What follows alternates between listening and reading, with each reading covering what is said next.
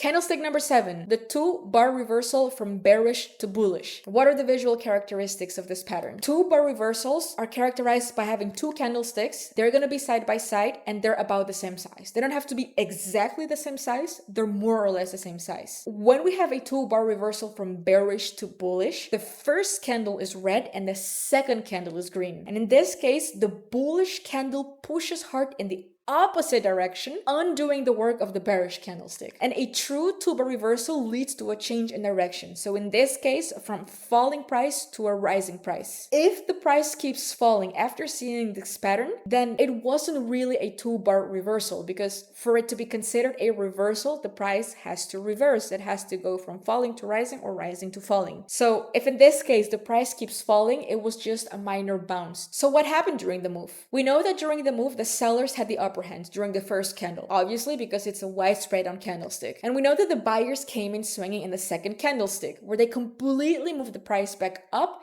and undid all of the work from the sellers in that very first candle. So in this case, there was a power shift from sellers to buyers. And once again, guys, the only way to see the full fight is to dissect these candles on the faster time frames. So how do we interpret this specific 2-bar reversal? We know that the sellers were in the lead in the first candlestick, but then the buyers took over and they're now in control. So there was a shift in momentum from bearish to bullish, where the final sentiment is bullish. So if the final sentiment is bullish, was this a sign of strength or was this a sign of weakness? This was a sign of strength. And what does it mean in terms of what is likely to happen next with the price? It means that chances are there that the price is going to continue going up. And lastly, the 2-bar reversal from bullish to bearish. How can we visually recognize this 2-bar reversal on our charts? You're going to see 2 candlesticks next to each other. So they're going to be side by side. They're going to be about the same size. It doesn't have to be exactly identical. They don't have to be identical twins. They're like, a girl's eyebrows. They're cousins, not twins. Where the first candlestick is green and the second candlestick is red. So in this case, the bearish candle pushes hard in the opposite direction,